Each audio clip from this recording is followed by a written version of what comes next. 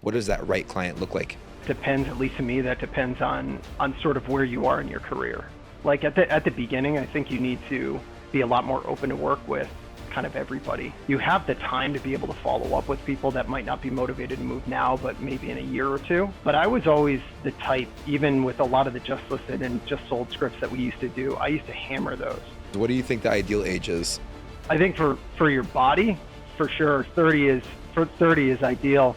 For your mind, I bet you it's closer to 50. So I think there's a lot of old school agents out there that think they need to be there for the listing photographer. I always laugh when the listing agent's there for the home inspection. Yeah, I think that's a mindset problem, right? That's an ego problem, thinking that you're the reason that everything is happening so smoothly. When in fact, even the activities that I do, the listing presentation and the offer negotiation, other people can step in and do that. World-class lessons from the real estate industry's top 1%, empowering agents to think bigger and do more to create life by design. Get access to exclusive interviews with top producing real estate professionals. Listen in as we talk about their journey in the business, best practices, and lessons learned. Hosted by Kiro Nasrallah and John Scipione. I mean, one thing that we always say in our office is just action is better than perfection, right? This is Light It Up with Lighthouse Residential. All right, you guys, welcome back to another episode of Light It Up podcast. We are super excited about today's guest. We have with us a real estate veteran, 17 years in the business, out of Mansfield, Massachusetts, Mr. Ben Esposito. Hey boys, how you doing? Thanks for joining us, man. We're doing great. Yeah, it's my pleasure, man. Excited to have you on. Yeah, excited to chat with you guys today. Thanks for spending some time with us today. Just some quick details on Ben and his team. You run a small team, let's say with 2 other agents, right? 3 administrative support, on track this year to close 80 transactions, representing about $45 million in total volume. Do I have all that right? That's right. Awesome, man. And you're coming to us from your brand new office space, right? Yeah, we just finished building this out maybe 3 months ago. So it's pretty nice. Congrats. We're right at the center of town. So my team and I just got in here. It's really nice. Awesome, man. Yeah, we've been following you online and it looks like it came out awesome. Nice. Good stuff.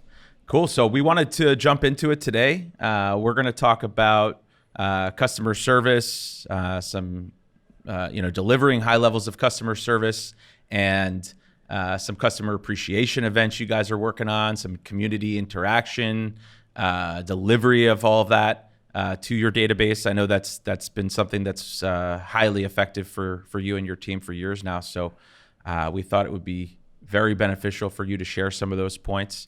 I think we've narrowed it down to 5, 6, 7 points, key points that people will find beneficial to implement within their in their real estate business, and we'll go from there. Sounds good.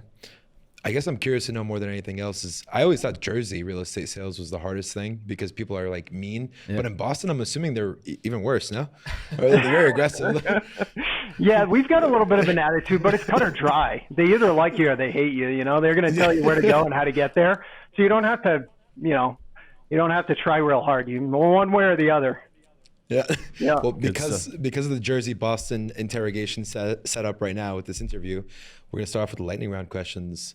I always like when you guys start new stuff with me. Yeah, it's nice. Yeah. Guinea pig. I appreciate you trying out a new thing with me. That's the Boston out of you coming out.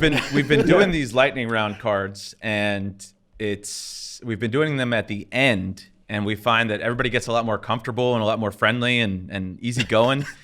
And then we end the episode. So we're like, why would we not just start with this? So let's if it's gonna be a train wreck, we might as well start that way, right?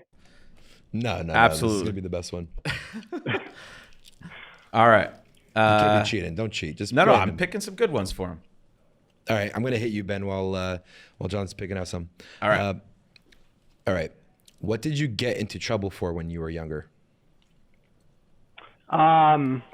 I was really good at not getting in trouble. But when I was young, I mean, we did everything, man. We made fake IDs when we were in college. We did a lot of fun stuff. Mostly just shenanigans with friends and, stealing boats and, the fact that we made it out alive is crazy. See how we boats. hovered over that part of it? Yeah. I just stole a little boats. dig- Wait, we could do a whole episode on that. Yeah, right. How to steal boats. Yeah, it was, mostly innocent fun, but yeah, we got away with a lot of it. Can you tell us a story about the boat, please? Involved a lot of drinking, and we were on an island, and it was a little island in Maine, my buddy's place, and we couldn't get off to go to the cars, and we didn't have any boats, so we went and we borrowed a neighbor's boat to get off the island to get more beer that was in the car and then bring it back. So it was fun. Makes sense to me. Yeah, early 20s. What are you gonna do? You live and you learn.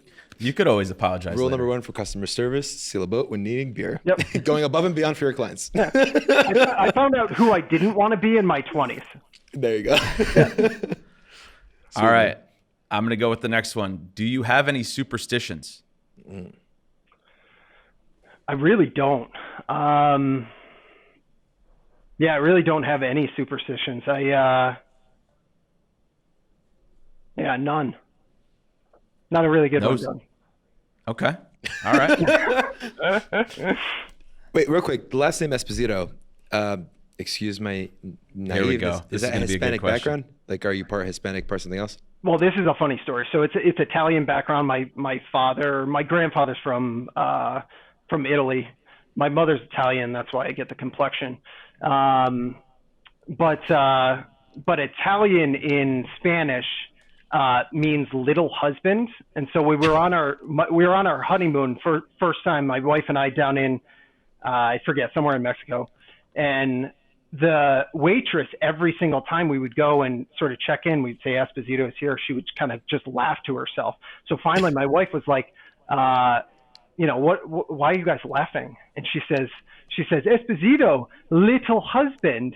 And my wife said, it's not little. It's not, like, promise you, it's not little. So that was my honeymoon. Yeah. And it's good tea. Little husband. She's going to laugh because I always tell her not to tell that story, and now I'm telling it on a podcast. Yep. Yeah. All right. That was a good one. First and See, foremost, I think it is good to start with it's these. great. Your problem is you're not cultured, Ben. Italians have crazy superstitions. All right. Next question is, what do you think the ideal age is Ideal age for what? in general for a man? For a woman? Honestly, the older I get, I would have told you, 25, 30 back in the day. But I'm realizing how little I knew back then. I think for your body, for sure, 30 is ideal. For your mind, I bet you it's closer to 50. That's a good answer. Yeah.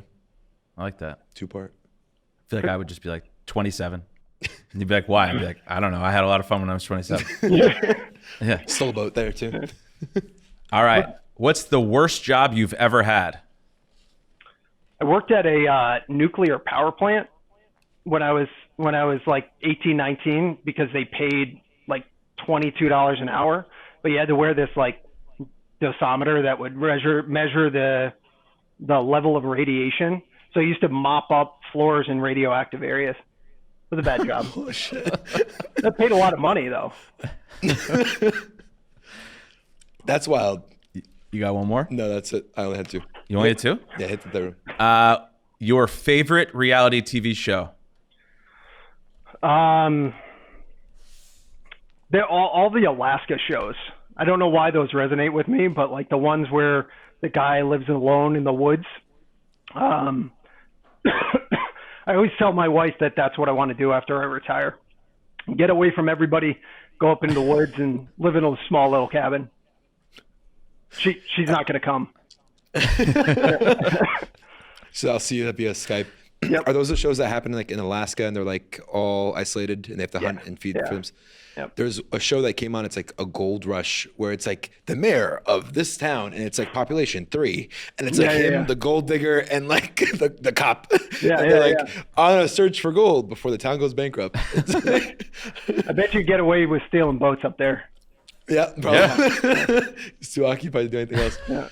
Well, hey man, first and foremost, thank you again for being on here. One of the biggest things that we appreciate and look up to you on is how you operate your business and really a buttoned up fashion and the quality of service you're able to deliver. And John said it again in the beginning, so we'll echo it out. What are some of the key things that we can go over high level before diving in deep? Yeah. So, I mean, I first of all, I appreciate the compliment. I think it's been sort of a work in progress over the years. I mean, and we were all sort of like, we grew up in the culture, the Mike Ferry culture, where, it was a lot of, I sold your house, you're welcome, goodbye. And over the years, that really never felt very authentic to me. And so once I started growing the team and I got support and I started listening to the feedback from clients, I determined that there was a lot that we weren't doing for our clients. We were selling the homes, but their experience throughout the entire transaction just wasn't what we were hoping for. So a lot of the suggestions that we have revolve around listening to what our clients' feedback was and why they were calling us, why they had problems, what brought them stress, and then putting in systems and procedures in place to sort of make the experience that much better for them. So yeah, I think that's an interesting way to look at it. It's funny that like, I don't know the best way to say it, so I might say it ugly, but it's a lot of times, you're in this business for 3, 4, 5, 6 years, and you're just always constantly hunting for that next deal or that next client, or you're just worried about like who you're taking out today and tomorrow, and you don't ever like actually work on the business, right? So it's just always funny to me that like year 3, 5, 7 is when we decide to say, hey, like maybe we should put some like procedures in place here. Maybe we should try to make sure that we actually have some systems, right? Sure. And of course, from an outsider's perspective, they think that we've got systems for everything. And a lot of times we're making up some of the systems as we go. But it's just always interesting to me that like, there's really no policies and procedures. Everybody sort of runs their business the way that they think is fit. And I guess that's why there's extreme differences between levels of customer service. Well, and I think that's the good and bad of real estate and getting into real estate is it takes you so long to sort of develop your skills, and then you have to start running a business because you guys know this. You can do 5, 10, 15, 20 transactions and really have no systems in place whatsoever, but then you start to get to the volume where you need these systems, and that's where you see either people tail off because they don't want to put those things in place, or they step up to the plate and they start putting those in place. Otherwise, their reputation goes out the window. Yeah, sure. That's good. And I think there's as I was saying that, I was like, I think we all tend to be very hard on ourselves and say, hey, we may not have like fully documented systems, but there's a certain way that we do things and certain ways that we have been doing things for, the last however long you've been in the business, right? But the problem is a lot of it's up in your head and you're not documenting the process, and therefore not making it duplicatable, which is really how you grow the business, right? If you're the only one who knows how you handle X, Y, and Z procedures, then if you're out on vacation or you're out sick or whatever it is, then nobody else can sort of step in and take over that position, right? And you can't remove yourself from certain areas of the business if nobody knows how you do it. So, well, and if you're always running at 100%, if you're always working 60, 70 hours a week just to manage the business that you have, if you don't have the support staff to help alleviate that workload, then you're never going to have the time. You can't put 10 hours a week into conscious thought on improving customer service if you're running 70 hours a week just running your business or managing the existing workflow. So I think that's where, if you get to a certain level, and we've all been taught this, hiring people to help with that, but that's critical at certain levels to give you the time that you need in order to put these systems in place. Yeah. I think I have.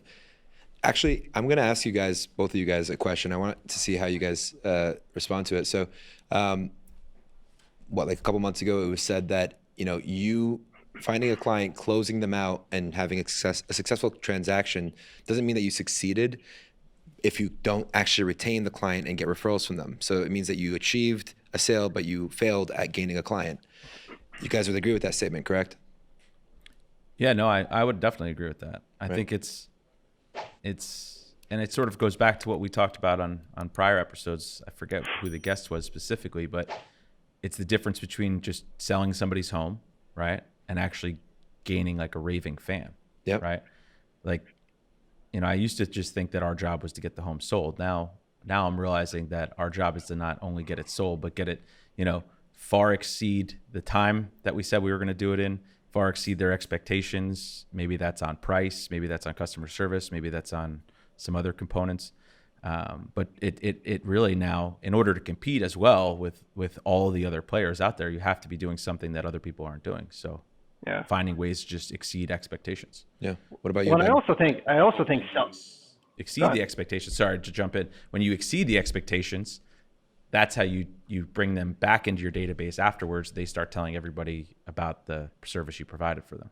Go ahead. I'm sorry. And I think that all sounds perfect too. But like also from a quality of life perspective for the agent, like once you get over sort of the financial struggle and you've got a little bit of wiggle room with regards to like how much money you're making, you also look at the quality of the experience for you personally too.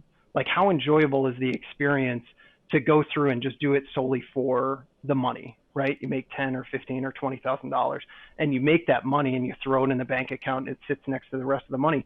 But at the end of the day, like the experience that you have being able to provide like a high level of customer service and, an enjoyable experience or a less stressful one, how stressed out sellers and buyers are.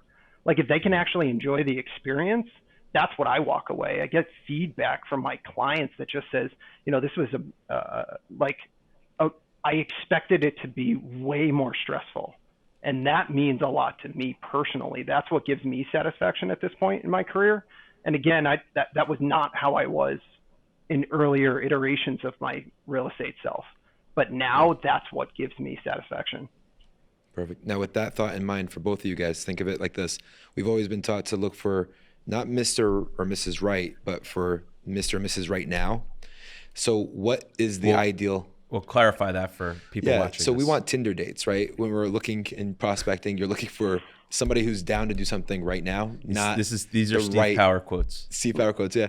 Steve Powers. The thought that came to my mind is, how do you define or what do you describe as the, Miss Right? Like, what's the right client to have? So that way you're able to say, okay, great, these are the kinds of clients I want. Instead of chasing urgency and instant gratification, what does that right client look like? So that I think that depends, at least to me, that depends on sort of where you are in your career. Like at the beginning, I think you need to be a lot more open to work with kind of everybody, and you also need to a certain extent, you have the time to be able to follow up with people that might not be motivated to move now, but maybe in a year or two. But I was always the type, even with a lot of the just listed and just sold scripts that we used to do, I used to hammer those, but those aren't particularly immediate business, but I knew that those would pay off down the road. And so I spent the extra 5 minutes on the phone or 10 minutes on the phone, just developing the relationship and then following up once or twice or 3 times a year just to make sure. And that's how I built the business in my specific town, because even if they weren't doing business with me, everybody in the neighborhood heard my voice. Everybody in the town virtually heard my voice for the first 5 years that I was prospecting at that level. And so I don't know. I think that you need to look for right now business, and I think you need to prepare for down the road business. I mean, I just had a client that I'm working with. We're going to be selling her house probably next month. But the first time I talked to her was like 4 years ago. And I don't mean to indicate that you should you should try to follow up with every single lead. But if you have a really good, fruitful conversation with somebody and they're willing to talk with you and you think they'd refer your business, like throw them in the database and just be their resource. And if you're their resource going forward and you truly take that seriously, I think they see that as value and they'll return that with their business or their referrals. Yeah. So what I hear you saying is that maybe for newer agents or agents that are looking to grow their business, when you're setting aside time for lead generation, I'll say, instead of prospecting, because when we say prospecting, we scare people. Sure. When you're setting aside time for lead generation, some of your time should be put towards, calling right now business, right? Like expireds and for sale by owners, right? And some of the other time should be set towards just listed, just sold calls. So you're planting seeds for future business. Well, and I think that depends on the market too, right? And where you are. If you're in Southwest Florida and there's 100 expireds a day, I mean, that's the business you should be calling. But like we went through a market where, arguably in the 20 towns that I operate in, we'd have 4 expireds a day, and 2 of them were pulled off the market 2 months ago anyway, right? Right. And so I didn't have that business. And I didn't really know to go after probate business at the time and absentee owners. I didn't think that way. I wasn't exposed to that sort of method. So all there was left was there was the PCCOI and then there was neighborhood calls. But in neighborhoods and in towns that you dominate, like if you're calling on a 300 house subdivision and you want to dominate that subdivision, you call those people all the time. And if they're talking to you, then of course you should call them 4 times a year, because then everybody in the neighborhood will know you. But as obvious as this sounds, what's so cool about Just Listed and Just Sold is like, it allows let's compare it this way. When you're calling expireds, you could be driving in any different direction, right? You could be going into towns you don't want to be in. Yep. But you could be going in 30 minutes in this direction or 30 minutes in this direction. And you have really no control. Of course, the motivation's high, but you have no control of where you are. When you're calling Just Listed, Just Solds, you can specifically pick the town and, within reason, the price point of where you want to be, right? Yeah. So you just have to be willing to put in the time, knowing that you're planting seeds and not all of those people are going to respond the same way or respond, this week, this month, this year. So, but that's also like you learn a lot when you talk to 50 people a day.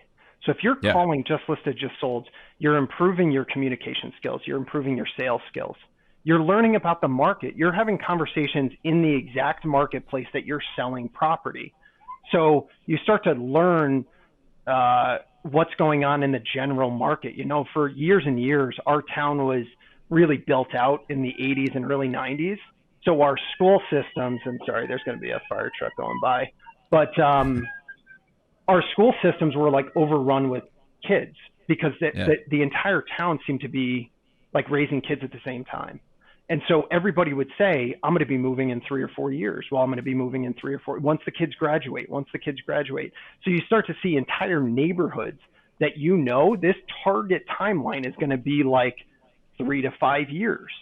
So you start to develop an understanding of how different segments work of the population and knowledge about the town. And then you get to have conversations with people that you otherwise wouldn't, right? Yeah.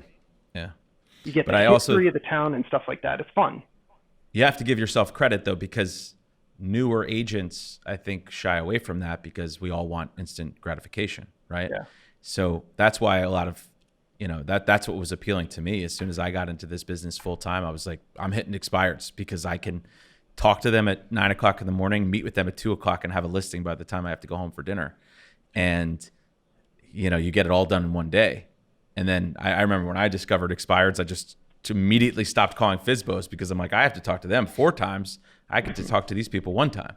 Yep. So Just Listed, Just Solds was not even on my radar because I'm like, I got to talk to those people 12 times, know?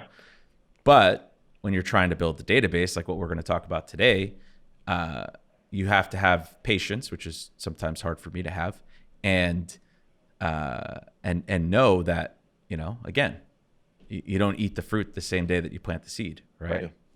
So I think one of the biggest things that you said, Ben, that I agree with is because like I built my business on just sold as well. And really for many years, because of the strategy, I actually fell in love with that process. It's like a lot of agents get into it and that reflex no stops them for years until they just get that. People are like, yeah, come on over. And those are the worst people to go over to. Right. But once you get past that reflex no and you actually focus on your skill, if you're calling on one street and you speak to a John Doe and you're like, oh, John, when are you planning on moving? Whatever the case it is. And you go through it and he's like, oh, Betty's house down the block sold for like $750, but she redid the whole thing.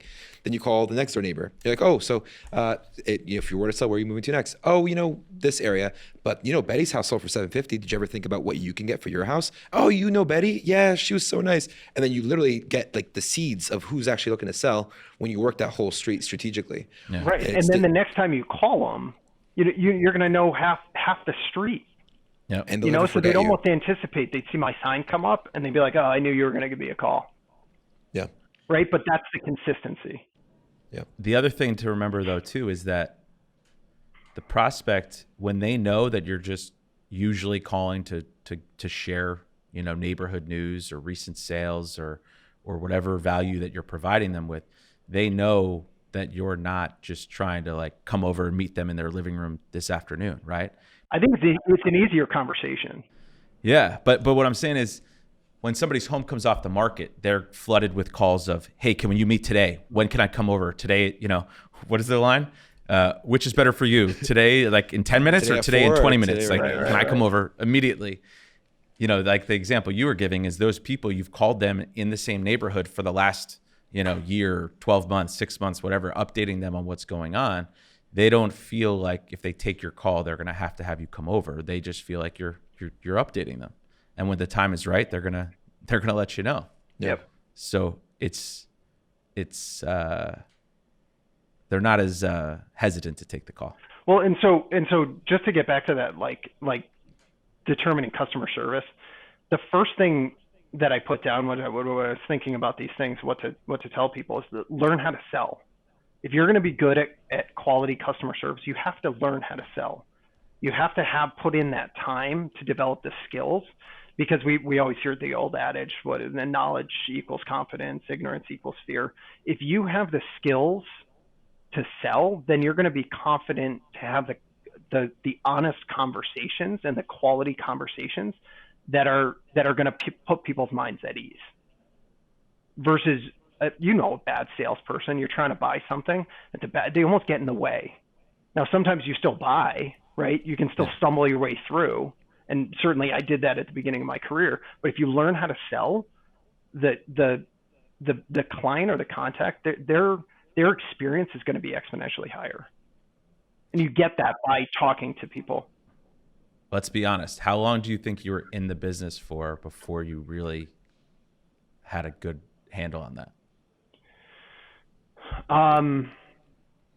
So when I started, I got into the business in 2006, and of course that was right before the market crashed. So I got heavily involved in like REO and bank-owned property for the better part of like 8 years.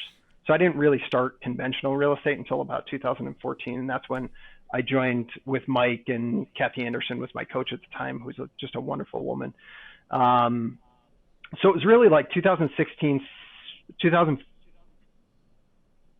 14, 15, and 16 was just all about making money. And it was, how many people can I talk to? How many deals can I do? I need the money. My kids were like super young. My wife got pregnant in 2014. So it was like, I needed to create that business. I needed that money. I needed to. And then like 2018, I started like hiring people to help support. And it took a couple of years, but it took 3 to 5 years of sustained good business before I really recognized that I was doing the level of business, but the clients weren't. Their experience wasn't stellar. Yeah. Yeah. I think it's, I've had an interesting, similar sort of path where it's like, and I still feel like that sometimes. And maybe some of it is truth. There's truth behind it. And some of it's like just pressure you put on yourself. But, trying to make sure that somebody walks away after the closing saying like, holy shit, that was an incredible experience. And You just made it easy for me, right? Yeah, I think. Go ahead. Yeah, no, part of it comes into like, I think it's like that backyard of diamonds analogy, right? It's like you're looking for what's next versus actually saying like, well, what's actually in here if I dig deeper to find an opportunity in there? I feel like a hypocrite saying that because I had a call yesterday.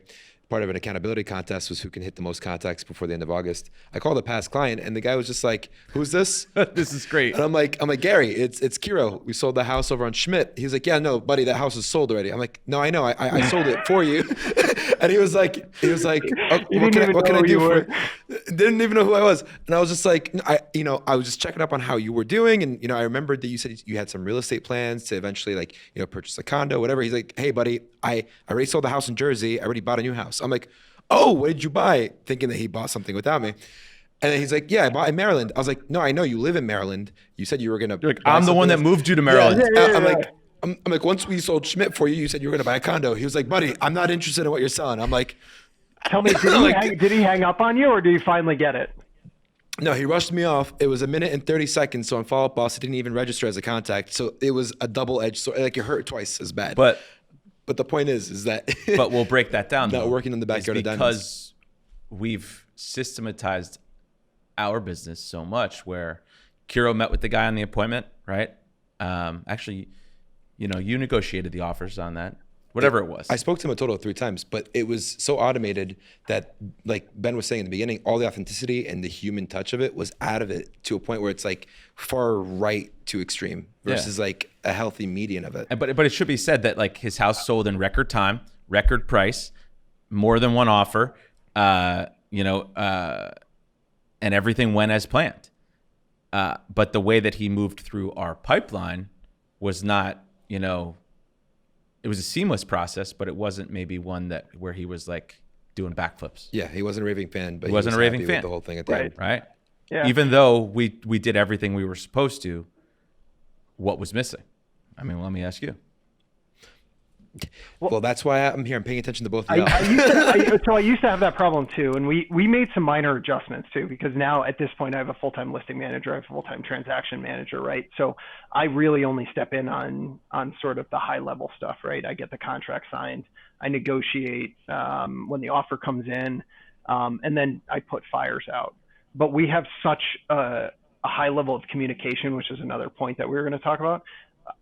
We touch base with them like an obnoxious amount. So like twice a week, even when there's nothing to sort of update them on, because we really want them to never have to come to us with other questions. But what that does, Kiro, if you're outsourcing all of that to your staff, then it loses the touch between you and the client. So the majority of my staff, when they communicate, they use my name. So when they start an email, like with next steps after a property goes under contract, they'll start at the top of the line of the communication is, hi, this is Emily. I'm Ben's transactioner and manager. He wanted me to reach out to you. So every time they reach out, it's, hey, Kiro wanted me to reach out and just update you on this. John wanted me to update you on this. So your name is being brought up. And I have a really unselfish staff that doesn't, like, certain clients get it. They know that it's just them saying that. But that makes them, because I have confidence in my staff and my confidence takes those steps and knows they're the right steps, associating my name with it, I think can keep that sort of connection a little bit stronger. Yeah, that's a good point. So we'll call this, are we calling this communication? The second thing, communication? Yeah, so over communicating. I can't remember who it was. I want to say it was Josh Barker up on stage a couple of years ago. But I really took it to heart. I think he said, like, a client should never call us with questions. Yep. And I think it was Josh. And I really went back and my staff and I, for the better part of a year, recorded every time a client called us with a question. We recorded what were they calling about. And then you start to see themes, like they're calling about the same thing every single time. So we need to jump ahead of that. So at this point, like I never get calls from my active clients with questions. Right. Because we're ahead of everything. And that just, again, if they can go through the process without questioning or having answers to their questions before they even have the questions, their stress level is going to be exponentially lower, and their experience is going to be that much higher. Yeah. So to sum that up is, if a client really ever calls your office, right, that means that there was some miscommunication or lack of communication.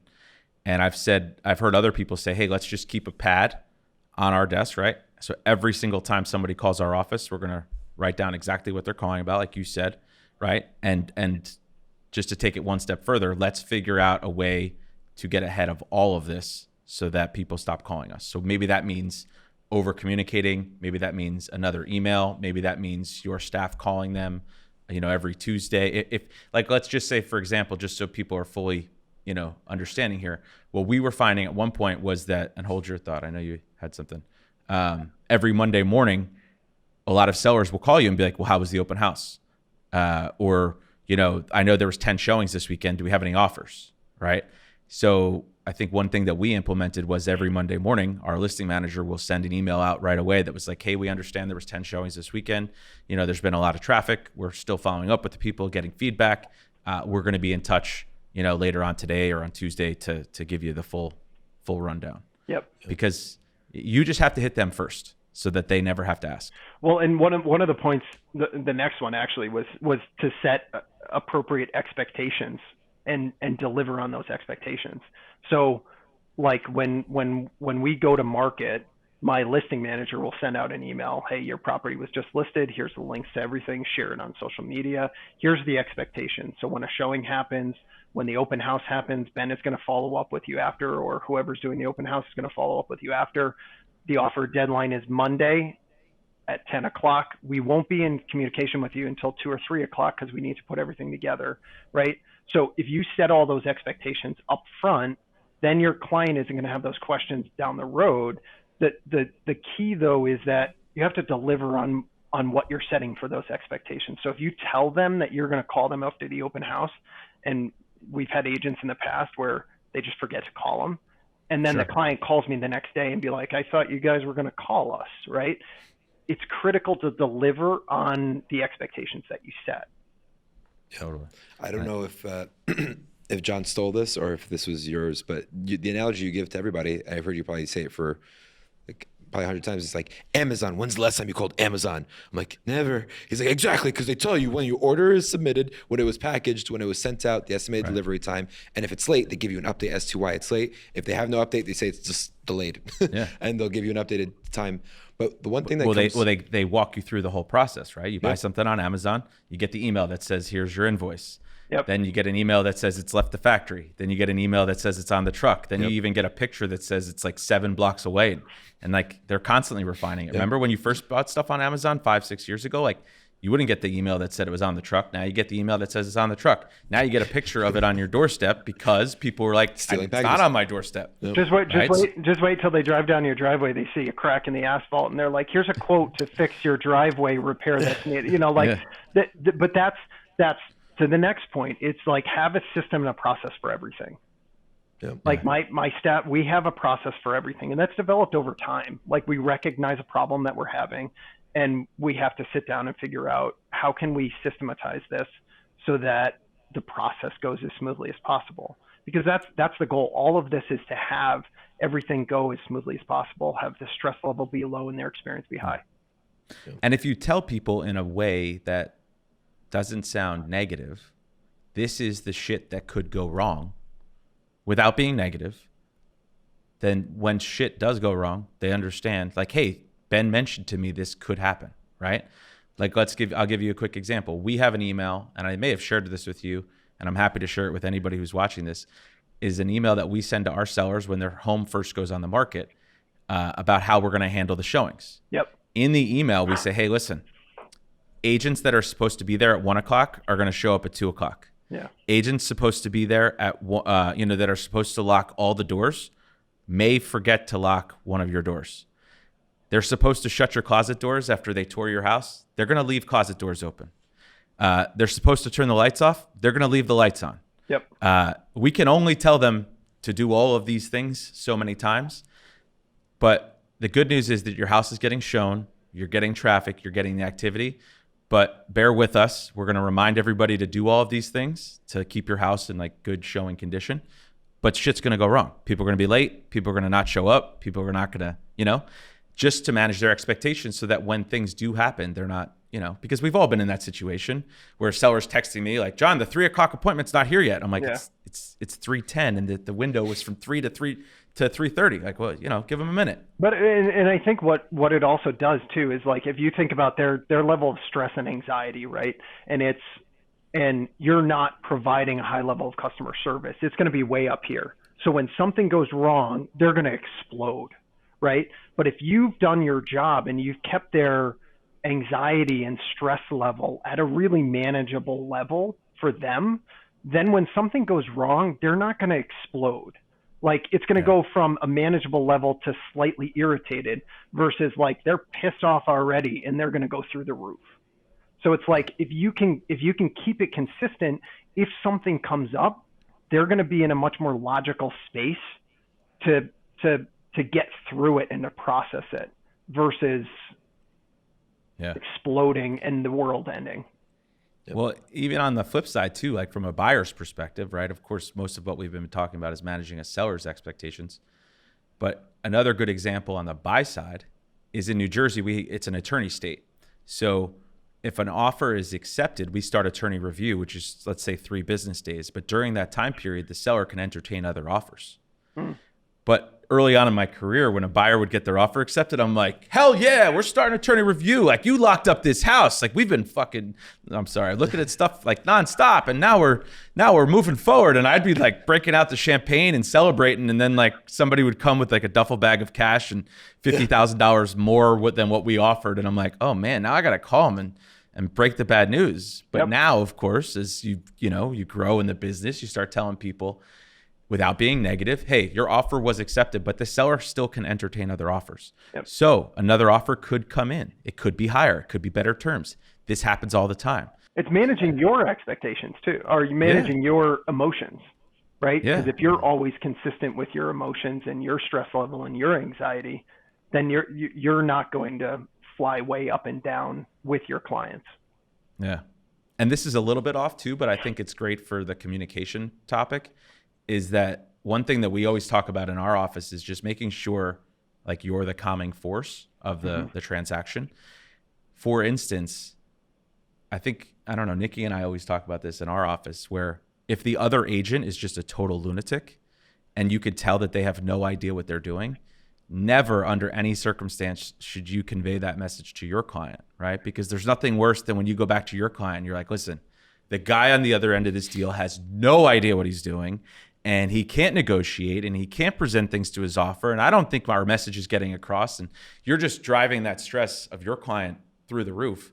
So even if you think that the other person on the other end, is newer or less experienced or is not necessarily moving in the right direction and speed as you are, you have to really present it in a way where your client's going to remain calm. Because you're the barrier between the shit show that is the other agent and the experience of your client. So you have to eat all that shit. Yeah. Because you don't want it to go to your client. And what do they say? If you're going to eat a shit sandwich, you better eat it quick. So, I think we're saying the same thing. It's just, I think early on in my career, I would call the seller or the buyer I was working with and just be like, I don't understand this listing agent. Like they're so, like they've got bad reviews online, and like I don't think they're actually presenting your offer. And like, what does that do? That not only gets them rattled, it doesn't make the experience good. It gives everybody anxiety. Sometimes then the client goes around you and calls the other agent, just causes all this craziness. So I think we've gone off topic a little bit, but I think it's all about how you communicate with your people. You don't necessarily have to deliver all of the stress that was delivered to you. Yeah, agreed. Yeah. Agreed. I don't know how we're doing on time, but I got a couple more. You're good, man. So like we give back a lot. I know we're all sort of in Aaron Novello's sphere at this point, right? Universe. He talks a lot about delivery for our clients. So part of the experience in making it enjoyable for them is sort of being involved in their excitement, right? Like, we make this photo book of our clients' house pictures, and we send it out to them. It's hardcover. It has the listing sheet sort of creatively put in there. It's there because most people have really enjoyed their experience living in the home. And when it's not, we don't, if the divorce situation or something like that, we choose something else. But like, it's the little touches that just go a really, really long way.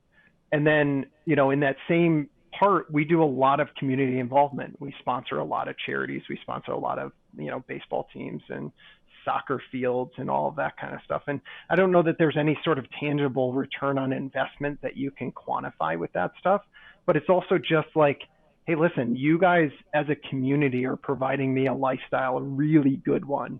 And why not pour it back into the community as well? And so, you want to deliver top level, top notch quality customer service. That's part of it. Giving back and delivering to your clients and the community that's supporting your business. That's all part of this whole thing. Sure. The one thing that comes to my mind is like question. If you guys thought before you even got your license that you're going to dedicate 3 years of your life, 4 years of your life to learn how to sell, you're going to be obsessed with selling to the point where all you want to do is you're going to have the confidence, and all you want to do after that is sell. But then after you start selling and you're good at it, you're like, holy shit, I need to create and implement systems. Now you need to be methodical about how you're going to implement strategies. But now when you're doing that, you're starting to sacrifice a little bit like this on the sales side that you got really good at, and now you're focusing on this part of it. Now when you're focusing on this part of it, you're like, holy shit, I need to actually be a little bit better with managing expectations with them. So that way they're not coming back to me and I have more time to do the sales part of it. So now you're becoming a therapist and lining up everything in there. Then you're loving on them, giving back customer service. So now you have to be thoughtful. Now you have to be good at designing and picking things out for them. And now you have to give back to your charity, which you're involved in. This is exactly why every person that comes into our office, I always say, in this industry, if you learn how to sell, you can go broke tomorrow, go to Mexico and build an empire because you're learning so freaking much. Yep. I don't think any other industry you learn something, then abandon it to learn something else. Yeah. I don't think you abandon it, but that's aggressive, but you add to it. And I think I think also your competitive nature comes into mind and into play, and you say, hey, in order for me to go from helping 25 people a year to helping 50 people a year, I need to tweak a few things. And then you start saying, well, what could it's almost like a runner trying to like shave down their time, right? How can I get a little bit faster? Is it a quicker start, a quicker finish? But that goes back to leverage too, right? Yeah. Yep. Like when you get to a certain level, and that's the last point that I wrote down, was just like hiring people. You have to hire the right people and create a culture, right? Because Kira, as you talk about, you have to pull away from this, right? I don't have the time to implement all of the systems that I put in place. I could do it for 15, 25 transactions a year, but I can't do it for 80 or 100 transactions a year. So you need people to come in and help support you and create that sort of culture that even when you pull out of the activities, the people that you put in those places to handle that and deliver that customer service, they deliver at the same level that you are. So I think that's critical when you hire people. Like if you're going to give up a significant piece of the customer service, which on our listing side, we have a wonderful listing manager. She takes care of everything. So I go get the listing contract signed, but she meets with the stager. She works with the contractors. Like we have a network of contractors and handyman and people that help the seller, because that reduces their stress. That goes back to that who not how conversation. Most people know what needs to get done in their house. They just don't know how to do it. And they don't know who to help them with everything. So we step in and we go, okay, well, these are the 3 people that you need. And this is what you need to do in this room. And now I'm not involved in any of it. But the level of customer service that the client experiences has to be the same, whether it's me or my listing manager. And if it is, then they don't care who does it, right? Yeah. As long as they receive the same level of service.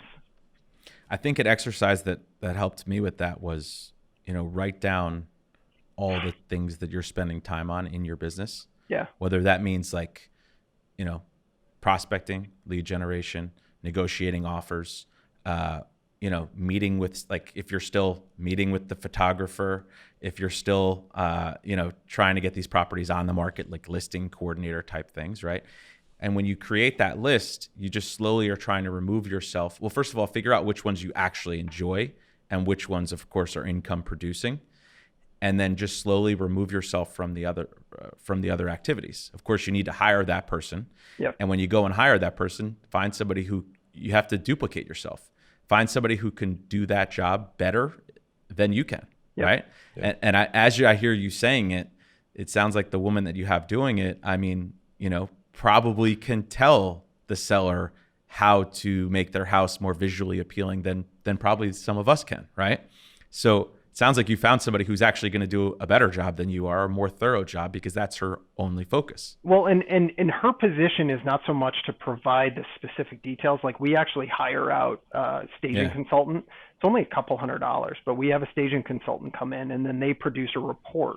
But my listing manager is there because I don't want to be there, but they need to manage the situation. So she needs to be there to let the seller know that somebody from the Esposito Realty Group is there for them, right? Representing us. And as you build your universe bigger, you need to have more people in those places. But again, if you pick the right people and they're part of the right culture, they're going to act and do as you do. Yeah. It's almost like the obligation. Think of it like this. And it's a weird thought in my mind. It's almost like geometry. You ever look at a snowflake and you zoom into a snowflake, you see more what? Detail. Yeah. Well, more of the same, right? You see more little snowflakes and the details of those snowflakes inside of it. It's like you could see the same exact thing. It's almost like you're thinking of the who, not how. The sellers are thinking the same exact thing, right? They don't know how to sell the house, but they're thinking of who do we need to hire for it. So if they're thinking of the who, you're almost obligated to think of the who in a very micro manner as well. So that way they're actually taken care of from start to finish. That's very convoluted way of saying it. What would you say to somebody who was like, well, Ben, I've been doing this for 15 years and no one's going to be able to do it like I can. Do what? So, like the listing side of, like, somebody who's not willing to sort of leverage a listing coordinator or give up some of those responsibilities. Because I think there's a lot of old school agents out there that, think they need to be there for the listing photographer. They think they need, I always laugh when the listing agent's there for the home inspection. And, it's like, yeah, I think that's a mindset problem, right? That's an ego problem, thinking that you're the reason that everything is happening so smoothly. When in fact, even the activities that I do, the listing presentation and the offer negotiation, other people can step in and do that. Now, to the level of that I do it and the skill level that I have, it will take a while for somebody to be able to competently replace me, but it can be done, right? And I just don't think that people think like that, especially in our area. Like across the United States, we go to these events where we get exposed to people that are doing this sort of thing all the time. But in our local sort of market, it's not common. And so I heard you say on another podcast recently, it was that same example where I forget what it was. You guys posted talking about the marketing department. Yeah. Maybe it was one of those reels we had that had over 2 million views. Oh, yeah? No. I'm just, well, that was a shameless plug. Yeah. Well, of course. No, I think what we were talking about was you don't have a business if you're the sole producer, right? Was that the one? Yeah, I can't remember. But it's all revolved around the ego of the individual. Like, I am the person that matters, and it's not. Right. My clients, when they call me to list a house or when somebody calls me to come out and help them with the process, they call me because of the reputation that I've built. And that's because of the level of customer service that we provide. So as long as we can provide that throughout with consistency of whoever on my team is handling it, It doesn't matter. It doesn't matter if it's me or if it's them, as Exactly. long as we get the job done. Now, if And it's something doesn't consistent. get done, I've got to fall on the sword, because it all comes back to me, and it's my responsibility to make sure that they do their job properly. Right. And so, And I hope I don't butcher this, but this is something that Aaron says all the time, is we've been so accustomed to being responsible for the results. Now we're responsible for this, as you grow your team, now you're responsible for the people who are getting the results, right? So a portion of the results you're still bringing in listings, right? And bringing in buyer clients. But now you're responsible for the people on your team, like your listing coordinator. I think you said Emily, making sure that she's following through with her promise and her tasks. yep. And again, when you start to scale, you just put more people in place, right? If it gets to the point where I can't check in with my staff on each individual thing, then you've got to have somebody that's overseeing each department to make sure that everything is running smoothly, right? Like you can't grow and do 200 deals and then the wheels fall off. I was telling my staff there was an issue with something recently, and I was telling them that, like, having the reputation that we have right now is easy to maintain. But if we start to get to the reputation where, I called Ben to sell the house, right? But then I got passed off to this person and they dropped the ball and this happened and it didn't go smoothly. It's very easy for that reputation to shift really, really quickly, where all of a sudden now it's, well, I called Ben, but he doesn't really do any of it anymore, right? That will never happen if they have the same experience that they would have if you controlled the situation entirely by yourself. And quite honestly, they get a better experience when it's sort of chopped up into specific responsibilities. Yeah, I think that was really a crucial point there. But it's also, the reputation can be impacted if somebody drops the ball, like you said. And I think it's all about how you deliver the process, right? Mm-hmm. Like I remember early on, I had a coach who early on in the I was probably selling like 10, 15 homes a year. And I was telling my coach, I'm like, yeah, I go, of course, every time we take the listing photos. And my coach said to me, John, what kind of camera does the photographer use? I said, I have no idea. He said, no. I mean, what kind of lens does he use? And I'm like, lens? I have no idea. He goes, okay, so you don't know the camera, you don't know the lens. He goes, what does he do when he gets the photos back in the studio? How does he edit them? I'm like, what program does he use? I don't know. I think they dip them in water or something. Yeah. So he's like, why the hell are you going there for the photos? Right. I'm like, well, the seller wants me there. And instead it became a mindset shift of saying, Mr. and Mrs. Seller, I don't even have to say it anymore because the way we've presented it is we have a professional photographer that we've used for 10 to 15 years. All he does is take real estate photos. He's taken photos of my house, every home that we've listed in the last 10, 15 years. I can assure you he knows this process inside and out. He's going to be there on Friday at 4:00. Right. So essentially what you just did is you set the expectations about your process. You've communicated those, and then you've delivered on your expectations. Like that's the whole stream of that high level of customer service. Yeah. And if the guy forgets to take one picture, he goes back the next day because that's the kind of guy he is. Yep. And if he's the kind of guy where we send him on Friday at 4:00 and shows up at 4:30, then it's just the kind of person we wouldn't work with again. So I think, it's like recommending contractors too, right? Like there's people ask me a lot of times for contractors, and there's very few that you can recommend that will maintain that level of service that you're expecting, right? I mean, I don't want to give somebody's name out if they're consistently showing up late or not delivering on what they said they were going to do, because like you said, it waters down the brand, and you fall on the sword. But I also feel like that's part of our responsibility, right? Part of our responsibility is to have the solutions to our clients' problems. If they need to get the house painted, we have to have a solution ready to go. And sometimes we need to, set their expectations that we don't know this person particularly well. We just started working with them, whatever it might be. But you've got to have a solution to that problem. Yeah. Ben, I get the impression that you're a driver. Is that right? No, analytical. So Really? Podcasts are terrible for me. Well, then it's even harder to focus on something emotional based, like delivering a good quality customer service. How do you separate yourself from being able to do that? Because I feel like for analyticals and drivers, not being emotional and trying to deliver a high quality of customer service, it's like the emotion and non-emotional part of it clash. Yeah, I push it down pretty good. So, no, you know, I think that I have a high level of patience.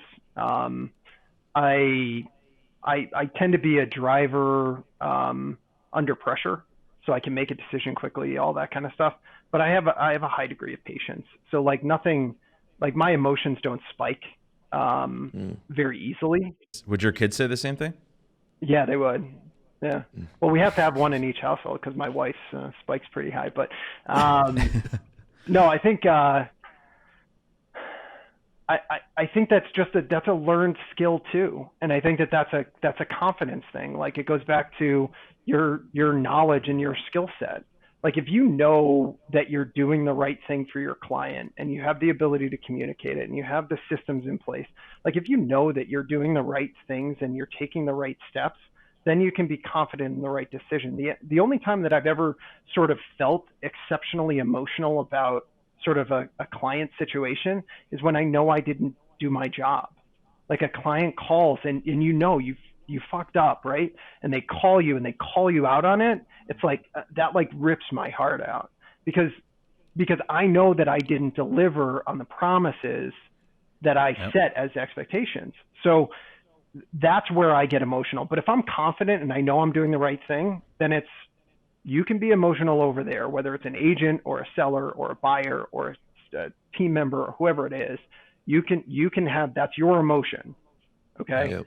I'm going to continue to do the things that I set out to do. Yeah. That's solid. I think I'll give you one more example here. Is just, it came to mind as you were saying that so as a lot of like team leaders do, as they get more and more involved in the business, they end up giving away some of the buy side deals, right? The buyers, right? And they focus generally on the listings.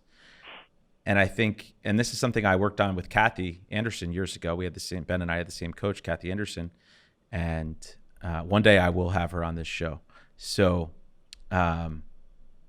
as you're giving away some of your buyer side transactions, if it's not presented in the right way, it feels like, oh, John, you're too busy for me. You aren't gonna, you don't want to work with me because I'm not a seller, right?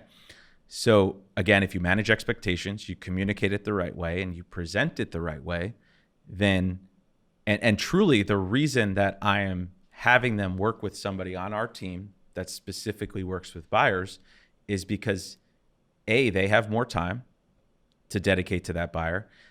They've been doing it more recently, so they're probably going to be more in tune with highest and best and final situations. And that's all that they do, right? Like, and if you think about it this way, right? Like if a buyer wants to see something that just hit the market today at 3:00, I may have 2 appointments tonight, whereas the buyer's agent is told, like, you need to have an open schedule to be at their beck and call, essentially, right? So I truly can present that to a client in a way where I really do feel like it is a better situation for them because this person is dedicated to them.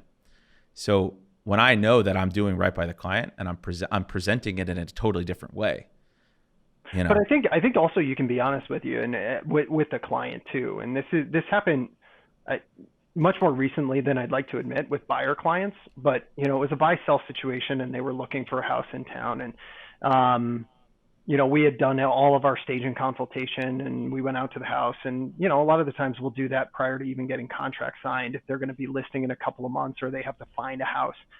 And I kept in touch with her, but they were sort of casually looking, or I thought they were, and all of a sudden their house popped on the market.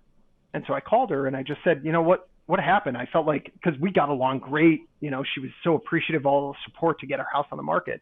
And she was like, like we really needed help finding a house. We needed somebody that was there all the time, sort of answering questions about the houses, bringing suggestions to us. And at first I was like, that like cares about that or whatever it was. Like I had this own internal conflict. But then I honestly, I sat back and I said to myself, I was like, but this is the reason that I can't work with buyers. I can't work with buyers because I can't give them the level of customer service that they honestly deserve. And the staff that I have, the agents that I have in place, they're there to be able to dedicate that amount of time to a client that needs that.